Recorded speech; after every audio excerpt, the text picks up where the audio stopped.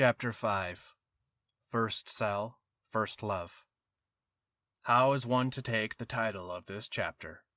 A cell and love in the same breath? Ah, well, probably it has to do with Leningrad during the blockade, and you were imprisoned in the big house. In that case, it would be very understandable. That's why you are still alive, because they shoved you in there. It was the best place in Leningrad, not only for the interrogators, who even lived there and had offices in the cellars in case of shelling. Joking aside, in Leningrad in those days, no one washed and everyone's face was covered with a black crust. But in the big house, prisoners were given a hot shower every 10th day. Well, it's true that only the corridors were heated, for the jailers. The cells were left unheated, but after all, there were water pipes in the cells that worked, and a toilet, and where else in Leningrad could you find that? And the bread ration was just like the ration outside, barely 4.5 ounces. In addition, there was broth made from slaughtered horses once a day, and thin gruel once a day as well. It was a case of the cats being envious of the dog's life. You sit down and half close your eyes and try to remember them all. How many different cells you were imprisoned in during your term. It is difficult even to count them. And in each one there were people. People. There might be 2 people in one, 150 in another. You were imprisoned for 5 minutes in one, and all summer long in another. But in every case, out of all the cells you've been in, your first cell is a very special one. The place where you first encountered others like yourself, doomed to the same fate. All your life you will remember it with an emotion that you otherwise experience only in remembering your first love. And those people who shared with you the floor and air of that stone cubicle during those days when you rethought your entire life will from time to time be recollected by you as members of your own family. Yes, in those days they were your only family. What you experience in your first interrogation cell parallels nothing in your entire previous life or your whole subsequent life. No doubt prisons have stood for thousands of years before you came along, and may continue to stand after you too, longer than one would like to think. But that first interrogation cell is unique and inimitable. Maybe it was a terrible place for a human being, a lice-laden, bed-bug-infested lockup, without windows, without ventilation, without bunks, and with a dirty floor. Or maybe it was solitary in the Archangel prison, where the glass had been smeared over with red lead so that only rays of God's maimed light, which crept into you, were crimson, and where a 15-watt bulb burned constantly in the ceiling, day and night. Or solitary in the city of Choibalsan, where, for 6 months at a time, 14 of you were crowded onto 7 square yards of floor space, in such a way that you could only shift your bent legs in unison. Or it was one of the Lefortovo psychological cells, like number 111, which was painted black and also had a day and night 25-watt bulb, but was in all other respects like every other at Leforto cell. Asphalt floor, the heating valve out in the corridor where only the guards had access to it, all that interminable, irritating roar from the wind tunnel of the neighboring Central Aero and Hydrodynamics Institute. A roar which made it useless to converse and during which one could sing at the top of one's lungs and the jailer wouldn't even hear. And then when the roar stopped, there would ensue a sense of relief and the felicity superior to freedom itself. But it was not the dirty floor, nor the murky walls, nor the odor of the latrine bucket that you loved, but those fellow prisoners with whom you about-faced at command, and that something which beat between your heart and theirs. And their sometimes astonishing words, and then, too, the birth within you, on that very spot, of free-floating thoughts you had so recently been unable to leap or rise to. And how much it had cost you to last out until that first cell. You had been kept in a pit, or in a box, or in a cellar. No one had addressed a human word to you. No one had looked at you with human gaze. All they did was to peck at your brain and heart with iron beaks. When you cried out or groaned, they laughed. For a week or a month you had been an abandoned waif, alone among enemies, and you had already said goodbye to reason and to life. and you had already tried to kill yourself by falling from the radiator in such a way as to smash your brains against the iron cone of the valve. Then, all of a sudden, you were alive again, and you were brought in to your friends, and reason returned to you. That's what your first cell is. You waited for that cell. You dreamed of it almost as eagerly as of freedom. Meanwhile, they kept shoving you around between cracks in the wall and holes in the ground, from Lefortovo into some legendary diabolical Sukhanovka. Sukhanovka was the most terrible prison the MGB had. Its very name was used to intimidate prisoners. Interrogators would hiss it threateningly, and you would not be able to question those who had been there. Either they were insane and talking only disconnected nonsense, or they were dead. Sukhanovka was a former monastery dating back to Catherine the Great. It consisted of 2 buildings, one which prisoners served out their terms, and the other a structure that contained 68 monks' cells and was used for interrogations. The journey there in a Black Maria took 2 hours, and only a handful of people knew that the prison was really just a few miles from Lenin's Gorky estate and near the former estate of Zeneda Volkanskaya. The countryside surrounding it was beautiful.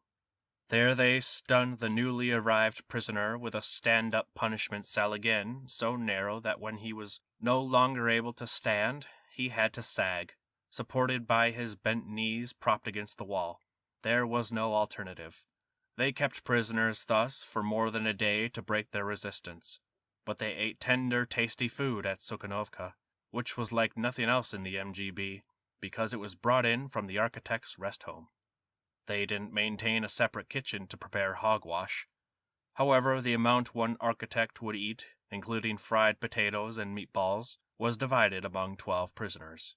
As a result, the prisoners were not only always hungry, but also exceedingly irritable. The cells were all built for 2, but prisoners under interrogation were usually kept in them singly. The dimensions were 5 by 6.5 feet. To be absolutely precise, they were 156 centimeters by 209 centimeters. How do we know? Through a triumph of engineering, calculation, and a strong heart that even Sukhanovka could not break, the measurements were the work of Alexander Dolgan, who would not allow them to drive him to madness or despair.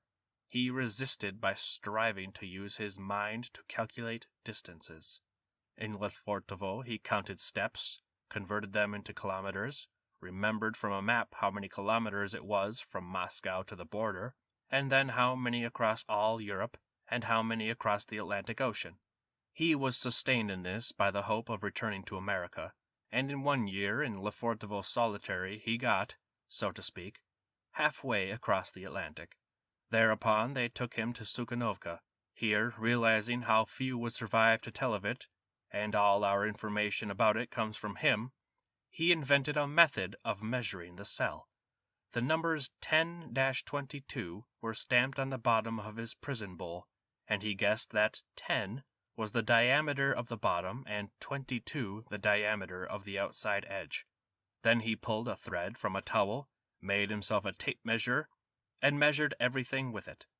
Then he began to invent a way of sleeping standing up, propping his knees against the small chair, and of deceiving the guard into thinking his eyes were open. He succeeded in this deception, and that was how he managed to not go insane when Ryumin kept him sleepless for a month. 2 little round stools were welded to the stone floor. Like stumps at night, if the guard unlocked a cylinder lock, a shelf dropped from the wall on each stump and remained there for 7 hours. In other words, during the hours of interrogation, since there was no daytime interrogation at Sukhanovka at all, and a little straw mattress large enough for a child also dropped down. During the day, the stool was exposed and free, but one was forbidden to sit on it. In addition, a table lay, like an ironing board, on 4 upright pipes. The fortochka in the window, the small hinged pane for ventilation, was always closed except for 10 minutes in the morning when the guard cranked it open. The glass in the little window was reinforced. There were never any exercise periods out of doors. Prisoners were taken to the toilet at 6 a.m. only, i.e., when no one's stomach needed it. There was no toilet period in the evening. There were also 2 guards for each block of 7 cells, so that was why the prisoners could be under almost constant inspection through the peephole, the only interruption being the time it took the guard to step past 2 doors to a third. And that was the purpose of silent Sukhanova, to leave the prisoner not a single moment for sleep, not a single stolen moment for privacy. You were always being watched and always in their power.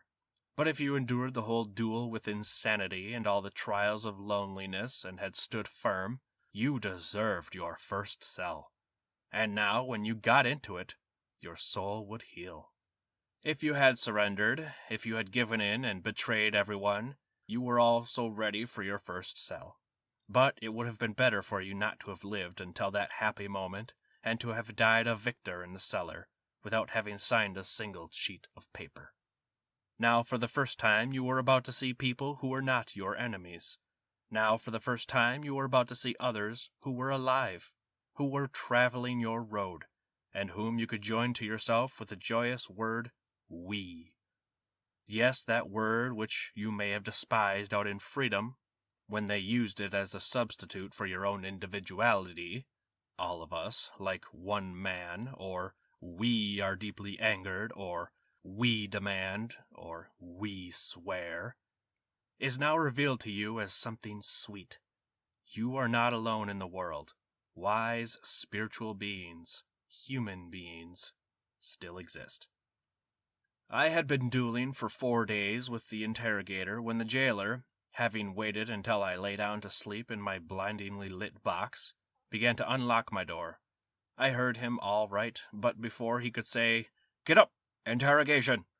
I wanted to lie for another 0.03 of a second with my head on the pillow and pretend I was sleeping.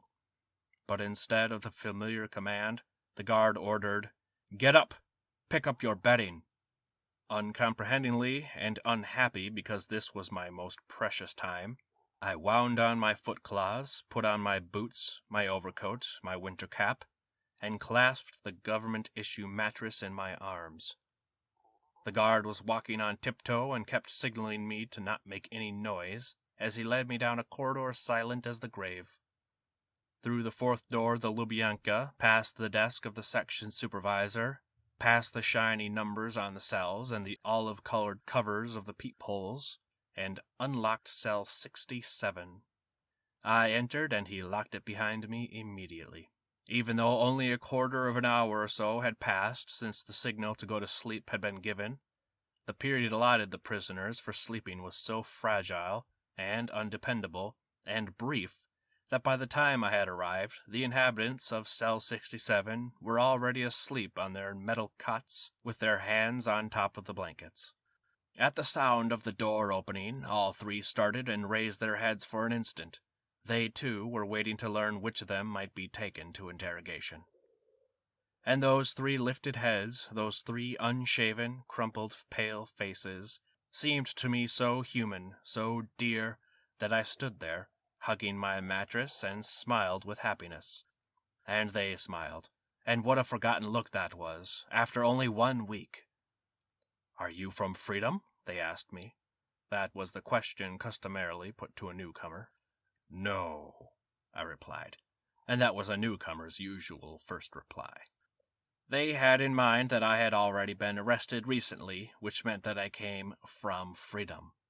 And I, after 96 hours of interrogation, hardly considered that I was from freedom. Was I not already a veteran prisoner? Nonetheless, I was from freedom. The beardless old man with the black and very lively eyebrows was already asking me for military and political news.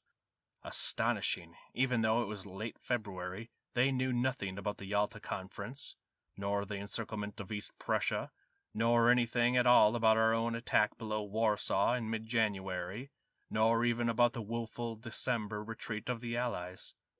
According to regulations, those under interrogation were not supposed to know anything about the outside world, and here, indeed, they didn't. I was prepared to spend half the night telling them all about it, with pride, as though all the victories and advances were the work of my own hands. But at this point the duty jailer brought in my cot, and I had to set it up without making any noise. I was helped by a fellow my own age, also a military man. His tunic and aviator's cap hung on his cot. He had asked me, even before the old man spoke, not for news of the war, but for tobacco. But although I felt open-hearted toward my new friends, and although not many words had been exchanged in the few minutes since I joined them, I sensed something alien in this front-line soldier who was my contemporary, and, as far as he was concerned, I clammed up immediately and forever. I had not yet even heard the word nasidka, stool pigeon, nor learned that there had to be one such stool pigeon in each cell. And I had not yet had time to think things over and conclude that I did not like this fellow, Georgy Kromerenko. But a spiritual relay, a sensor relay, had clicked inside me, and it had closed him off from me for good and all. I would not bother to recall this event if it had not been the only one of its kind. But soon, with astonishment and alarm, I became aware of the work of this internal sensor relay as a constant inborn trait. The years passed, and I lay on the same bunks, marched in the same formations, and worked in the same work brigades with hundreds of others. And always that secret sensor relay, for whose creation I deserved not the least bit of credit, worked even before I remembered it was there, worked at the first sight of a human face and eyes, at the first sound of a voice, so that I opened my heart to that person either fully or just the width of a crack, or else shut myself off from him completely. This was so consistently unfailing that all the efforts of the state security officers to employ stool pigeons began to seem to me as insignificant as being pestered by gnats. After all, a person who has undertaken to be a traitor always betrays the fact in his face and in his voice, and even though some were more skilled in pretense, there was always something fishy about them. On the other hand, the sensor relay helped me distinguish those to whom I could, from the very beginning of our acquaintance, completely disclose my most precious depths and secrets. Secrets for which heads roll. Thus it was that I got through 8 years of imprisonment, 3 years of exile, and another 6 years of underground authorship, which were in no wise less dangerous. During all those 17 years, I recklessly revealed myself to dozens of people, and didn't make a misstep even once. I have never read about this trait anywhere, and I mention it here for those interested in psychology. It seems to me that such spiritual censors exist in many of us, but because we live in too technological and rational an age, we neglect this miracle and don't allow it to develop. We set up the cot, and I was then ready to talk. In a whisper, of course, and lying down, so as to not be sent from this cozy nest into a punishment cell. But our third cellmate, a middle-aged man whose cropped head already showed the white bristles of imminent grayness, peered at me discontentedly and said with characteristic northern severity, "Tomorrow, night is for sleeping." That was the most intelligent thing to do. At any minute, one of us could have been pulled out for interrogation and held until 6 a.m., when the interrogator would go home to sleep, but we were forbidden to. One night of undisturbed sleep was more important than all the fates on earth. One more thing held me back, which I didn't quite catch right away, but had felt nonetheless from the first words of my story, although I could not at this early date find a name for it. As each of us had been arrested, everything in our world had switched places. A 180-degree shift in all our concepts had occurred, and the good news I had begun to recount with such enthusiasm might not be good news for us at all. My cellmates turned on their sides, covered their eyes with their handkerchiefs to keep out the light from the 200-watt bulb, wound towels around their upper arms, which were chilled from lying on the top of the blankets, hid their lower arms furtively beneath them, and went to sleep.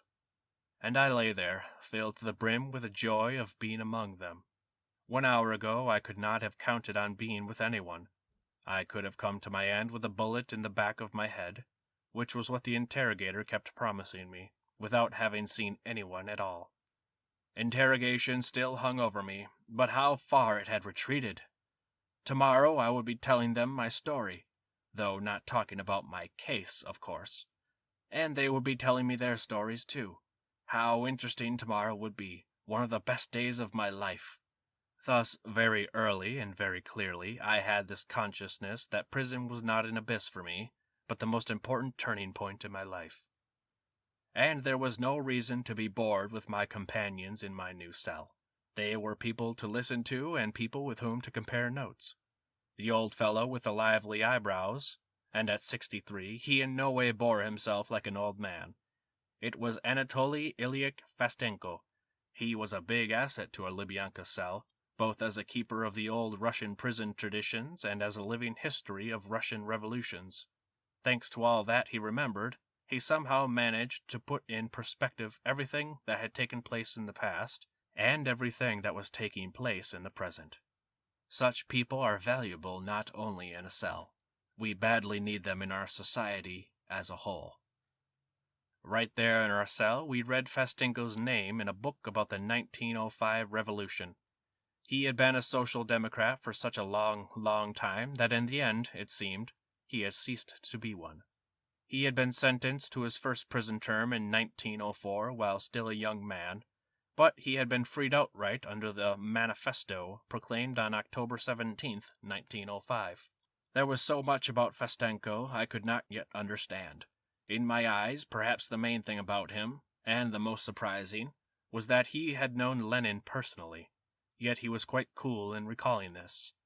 Such was my attitude at the time when someone in the cell called Fenko by his patronymic alone, without using his given name, in other words, simply asking, "Ilyich, is it your turn to take out the latrine bucket?" I was utterly outraged and offended because it seemed sacrilege to me not to use Lenin's patronymic name in the same sentence as latrine bucket, but even to call anyone on earth Ilyich, except that one man, Lenin. For this reason, no doubt, there was much that Fenko would have liked to explain to me that he still could not bring himself to. Nonetheless, he did say to me, in the clearest Russian, "Thou shalt not make unto thee any graven image." But I failed to understand him. Observing my enthusiasm, he more than once said to me insistently, "You're a mathematician. It's a mistake for you to forget that maxim of Descartes. Question everything." Question everything? What did he mean, everything? Certainly not everything. It seemed to me that I had questioned enough things as it was, and that was enough of that. Or, he said, hardly any of the old hard labor political prisoners of the Tsarist times are left. I am one of the last. All of the hard labor politicals have been destroyed, and they even dissolved our society in the 30s. Why? I asked. So we would not get together and discuss things. And although these simple words, spoken in a calm tone, should have been shouted to the heavens, should have shattered window panes, I understood them only as indicating one more of Stalin's evil deeds. It was a troublesome fact, but without roots. One thing is absolutely definite. Not everything that enters our ears penetrates our consciousness. Anything too far out of tune with our attitude is lost, either in the ears themselves or somewhere beyond, but it is lost. And even though I clearly remember Fenko's many stories, I recall his opinions but vaguely. He gave me the names of various books which he strongly advised me to read whenever I got back to freedom. In view of his age and his health, he evidently did not count on getting out of prison alive, and he got some satisfaction from hoping that I would someday understand his ideas. Fenko was the most cheerful person in the cell, even though, in view of his age, he was the only one who could not count on surviving and returning to freedom. Flinging an arm around my shoulders, he would say, "To stand up for the truth is nothing. For truth, you have to sit in jail." Or else he taught me to sing this song from the Tsarist hard labor days. "And if we have to perish, in mines and prison wet, our cause will never find renown in future generations yet." And I believe this. May these pages help his faith come true. Spring promises everyone happiness, and tenfold to the prisoner. Oh, April sky, it didn't matter that I was in prison. Evidently they were not going to shoot me. And in the end I would become wiser here. I would come to understand many things here, heaven. I would correct my mistakes yet, O heaven, not for them, but for you, heaven. I had come to understand those mistakes here, and I would correct them. The walk in the fresh air lasted only 20 minutes, but how much there was about it to concern oneself with, how much one had to accomplish while it lasted. During that outdoor walk, you concentrated on breathing as much fresh air as possible. There, too, alone beneath that bright heaven, you had to imagine your bright future life, sinless and without error. There, too, was the best place to talk about the most dangerous subjects. It didn't matter that conversation during the walk was forbidden. One simply had to know how to manage it. The compensation was that in all likelihood you could not be overheard either by a stoolie or by a microphone.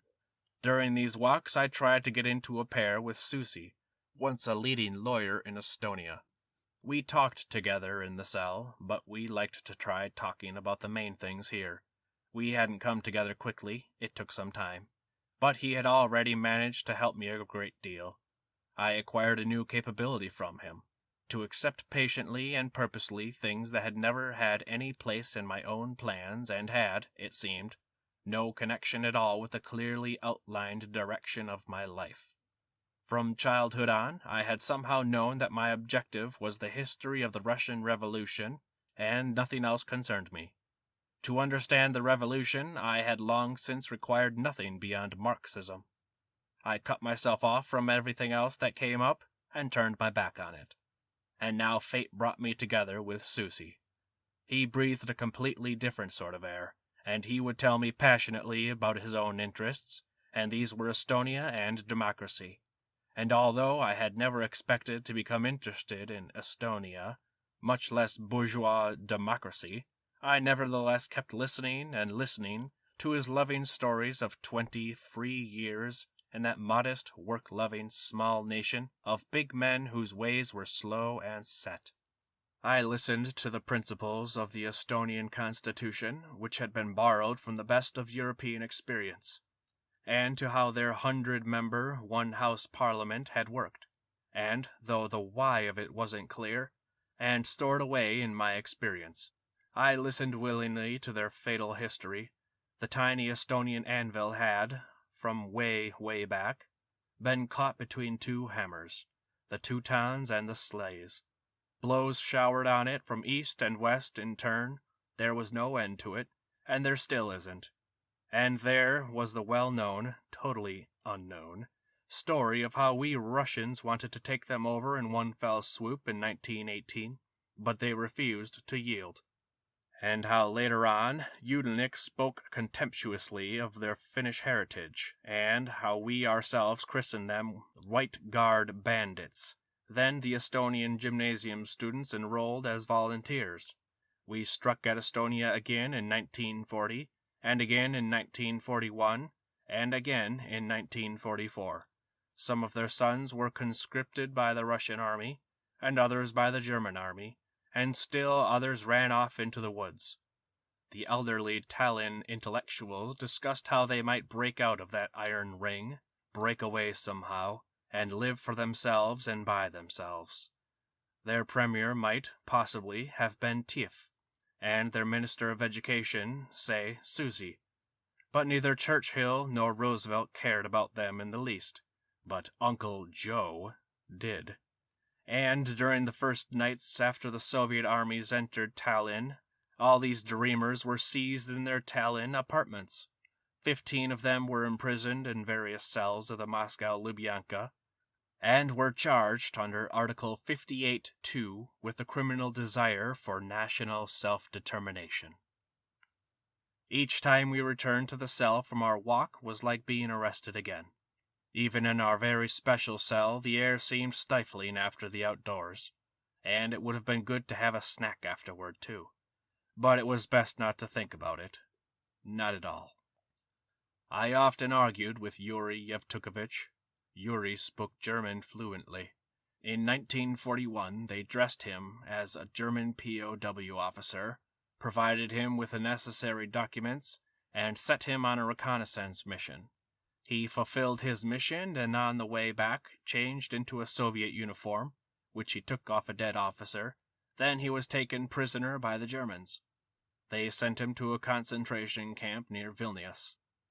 In every life there is one particular event that is decisive for the entire person, for his fate, his convictions, his passions. 2 years in that camp shook Yuri up once and for all. It is impossible to catch with words or to circumvent with syllogisms what that camp was. That was a camp to die in, and whoever did not die was compelled to reach certain conclusions. The slops for which POW officers stood in line with their mess tins from 6 a.m. on, while the ordiners beat them with sticks and the cooks with ladles, were not enough to sustain life. At evening, Yuri could see from the windows of their room the one and only picture for which his artistic talent had been given him. The evening mist hovering above a swampy meadow encircled by barbed wire, a multitude of bonfires, and, around the bonfires, beings who had once been Russian officers but had now become beast-like creatures, who gnawed the bones of dead horses, who baked patties from potato rinds, who smoked manure, and were all swarming with lice. Not all those two-legged creatures had died as yet. Not all of them had lost the capacity for intelligible speech, and one of them could see in the crimson reflections of bonfires how a belated understanding was dawning on those faces which were descending to the Neanderthal. Wormwood on the tongue, that life which Yuri had preserved was no longer precious to him for its own sake. He was not one of those who easily agreed to forget. No, if he was going to survive, he was obliged to draw certain conclusions. It was already clear to them that the Germans were not the heart of the matter, or at least not the Germans alone. That among the POWs of many nationalities, only the Soviets lived like this and died like this. None were worse off than the Soviets. Even the Poles, even the Yugoslavs, existed in far more tolerable conditions, and as for the English and the Norwegians, they were inundated by the International Red Cross with parcels from home. They didn't even bother to line up for German rations. Wherever there were Allied POW camps next door, their prisoners, out of kindness, threw our men handouts over the fence, and our prisoners jumped on these gifts like a pack of dogs on a bone. The Russians were carrying the whole war on their shoulders, and this was the Russian lot. Why? What is the right course of action if our mother has sold us to the gypsies? No, even worse, thrown us to the dogs. Does she really remain our mother? If a wife had become a whore, are we really still bound to her in fidelity? A motherland that betrays its soldiers, is that really a motherland?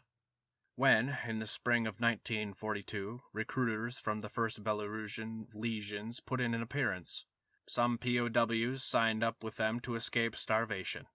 Yuri went with them out of conviction, with a clear mind. Just where could one draw the line? Which step was the fatal one? Yuri became a lieutenant in the German army. In all, Yuri spent 3 weeks in our cell. I argued with him during all those weeks. I said that our revolution was magnificent and just, that only its 1929 distortion was terrible. He looked at me regretfully, compressing his nervous lips. Just before May 1st, they took down the blackout shade on the window. The war was perceptibly coming to an end. That evening it was quieter than ever before in the Lubyanka. It was, I remember, almost like the second day of Easter, since May Day and Easter came one after the other that year. All the interrogators were out in Moscow celebrating. No one was taken to interrogation. In the silence, we could hear someone across the corridor protesting. They took him from the cell and into a box. By listening, we could detect the location of all the doors. They left the door of the box open, and they kept beating him a long time. In the suspended silence, every blow on his soft and choking mouth could be heard clearly. On May 2nd, a 30-gun salute roared out. That meant a European capital. Only 2 had not yet been captured, Prague and Berlin. We tried to guess which it was. On the 9th of May, they brought us our dinner at the same time as our lunch, which was done at the Lubyanka only on May 1st and November 7th. And that was how we guessed that the war had ended. That evening, they shot off another 30-gun salute. We then knew that there were no more capitals to be captured, and later that same evening one more salute roared out. 40 guns, I seem to remember, and that was the end of all the ends. Above the muzzle of our window, and from all the other cells of the Lubyanka, and from all the windows of all the Moscow prisons, we, too, former prisoners of war and former frontline soldiers, watched the Moscow heavens, patterned with fireworks and crisscrossed by the beams of searchlights. Boris Gemerov, a young anti-tank man, already demobilized because of his wounds, with an incurable wound in his lung, having been arrested with a group of students, was in prison that evening in an overcrowded Butyrki cell, where half the inmates were former POWs and frontline soldiers. He described this last salute of the war in a terse 8-stanza poem, in the most ordinary language. How they were already lying down on their board bunks, covered with their overcoats, how they were awakened by the noise, how they raised their heads, squinted up at the muzzle, "Oh, it's just a salute," and then lay down again, and once again covered themselves with their coats, with those same overcoats which had been in the clay of trenches, in the ashes of bonfires, and been torn to tatters by German shell fragments. That victory was not for us, and that spring not for us either. End of Chapter 5.